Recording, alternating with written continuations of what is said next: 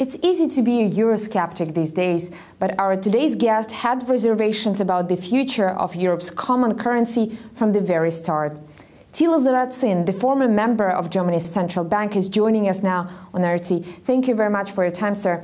In your latest book, you claimed that Germany didn't benefit that much from the introduction of euro, and a lot of experts from other European countries could make the same claim. Is there any EU member that, in your view, can actually say that euro has been good for it? No, I don't think so. The northern states did not profit from the euro, but it didn't harm them either up to now. It may be different in the future. And the southern states, including France, profited at first from the credit boom, which went until the 2005, and now they are being damaged by rising the current account balance deficits and by rising internal debt and by falling growth rates. And the remedy, which includes that they cut down on their public expenditure and that they improve their competitiveness by lowering the prices and costs, will do in the short run even more harm. So they have before them a long and a complicated road. So what's your recipe? Do you think that Greece or Ireland should exit the Union, or as some economists suggest that Germany should show the lead and exit the eurozone itself? We have no choice but to stick to the agreements, to the Maastricht Treaty, but we should insist that all members of the euro area also to stick to the treaty, and this means no further bailouts. And this means that the ECB has to return to its regular role. This is to supply the economies with the sufficient supply of money, but on the other hand to prevent the rise of inflation. Right now, the ECB uses the means of the monetary policy to finance the growing public sector deficits and the growing current account deficits of the southern states by the way of the printing money. And I think this is a wrong course, because it will mean in the long run more inflation. Essentially what you are suggesting is that Germany should put forward an ultimatum?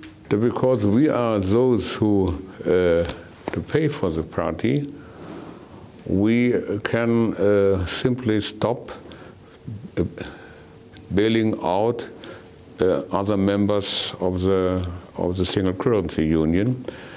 And this would mean that they have either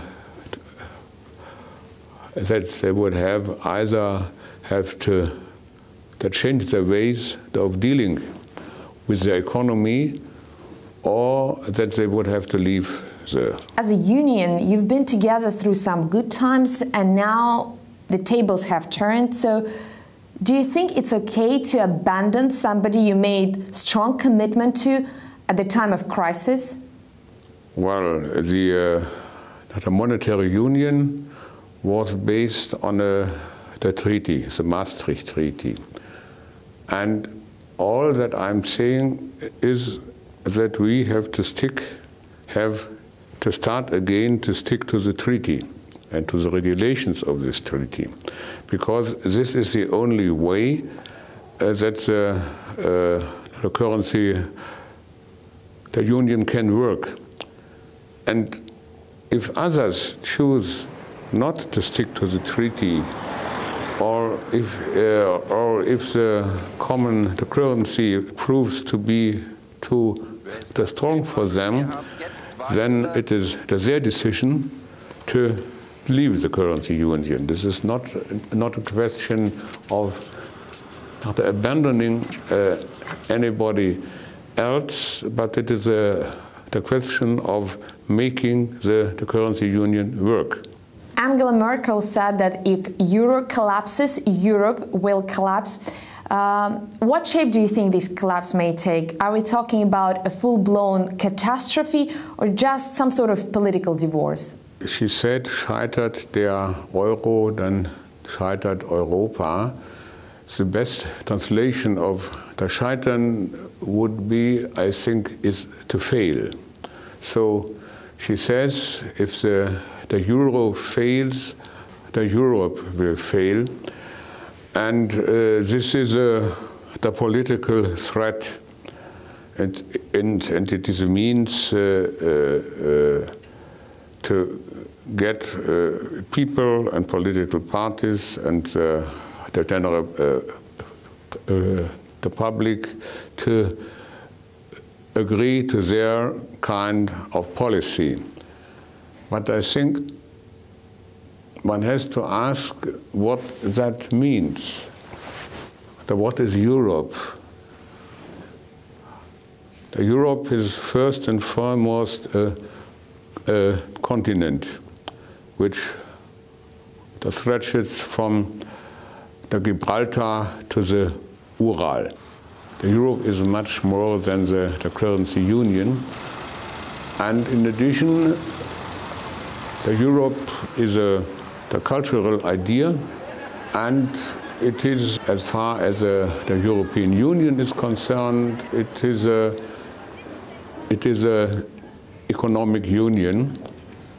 And nothing of this does fail if the euro fails, because the success story of the European community was written between 1945 and 1999.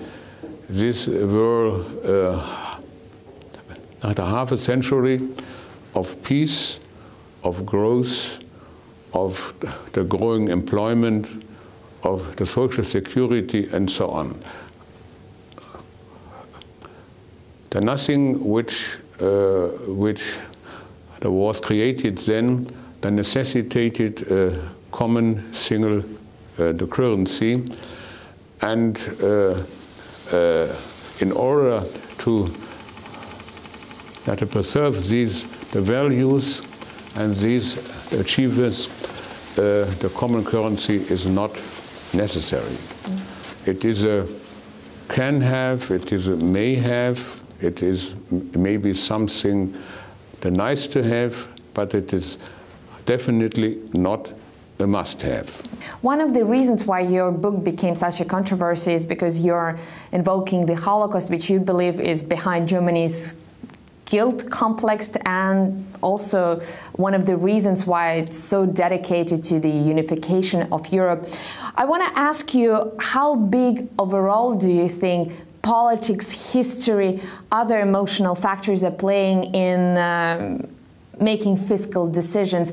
Are those decisions based on arithmetics or more or less on history books? It's my concern that we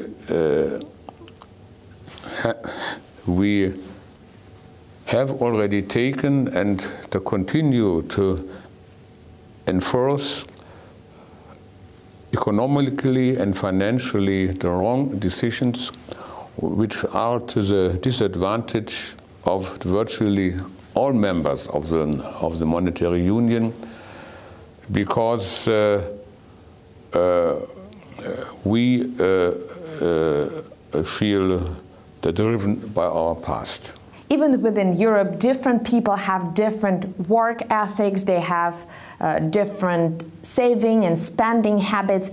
How big a factor culture or mentality is when it comes to financial and fiscal policies? Different cultures need different systems, and that what was a great mistake in the organization and within the concept of the currency union was that we applied rules, the Maastricht Treaty, and had the regulations which were in adequate accordance with the culture of the Netherlands, the culture of Austria, or the Germany, or of the northern states, but it did not fit in the culture of Spain, Italy, or France. The culture of the South is one which deals differently with social conflicts, and so it needs more inflation to work properly. Dr. Sarrazin, thank you for your time. Thank you.